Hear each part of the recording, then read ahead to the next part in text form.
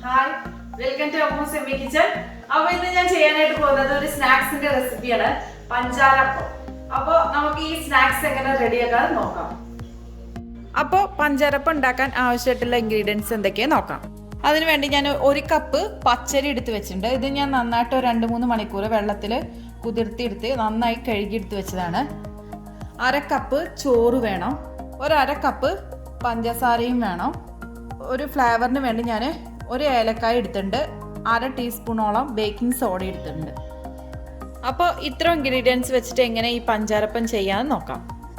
ഇനി നമുക്കൊന്ന് അരച്ചെടുക്കാൻ ഞാൻ മിക്സിന്റെ ജാർ എടുത്ത് വെച്ചിട്ടുണ്ട്. ഇനി നമുക്ക് ഇതിലോട്ട് അരി ചേർത്ത് കൊടുക്കാം. ചോറും അതുപോലെ തന്നെ 1 ഏലക്കായും ചേർക്കാം. എടുത്തു വെച്ച പഞ്ചസാരയും കൂടി ചേർക്കണം. കുറച്ച് വെള്ളം ചേർത്തിട്ട് നമ്മൾ നന്നായിട്ടൊന്ന് അരച്ചെടുക്കണം.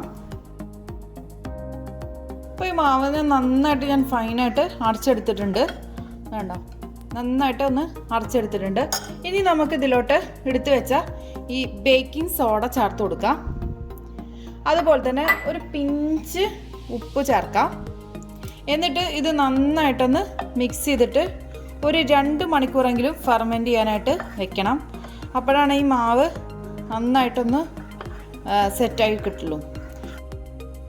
ഇപ്പം ഞാൻ ഈ മാവ് വെച്ചിട്ട് 2 മണിക്കൂറായി ഫെർമെൻറ്റ് ചെയ്യാൻ വെച്ചിട്ട്.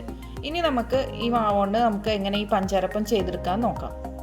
ഈ പണിയാര ചട്ടിയാണ് ഞാൻ എടുത്തിട്ടുള്ളത്. ഇതിലേക്ക് ഞാൻ എണ്ണ ഒഴിച്ചു കൊടുത്തിട്ടുണ്ട്. ഇനി നമുക്ക് ഈ എണ്ണ ചൂടായി വന്നിട്ടുണ്ട്. എണ്ണ ചൂടായി വരുമ്പോൾ നമ്മൾ എടുത്തു വെച്ച് ഈ മാവ് കുറേശ്ശായിട്ട് ഒന്ന് ഒഴിച്ചു കൊടുക്കാം.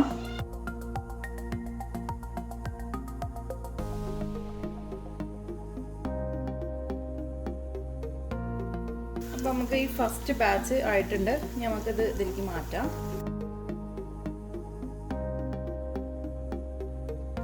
ഫസ്റ്റ് ബാച്ച് റെഡിയായി വന്നിട്ടുണ്ട്. ഇനി നമുക്ക് അടുത്ത ബാച്ചും ഇതേപോലെ റെഡിയാക്കി എടുക്കാം.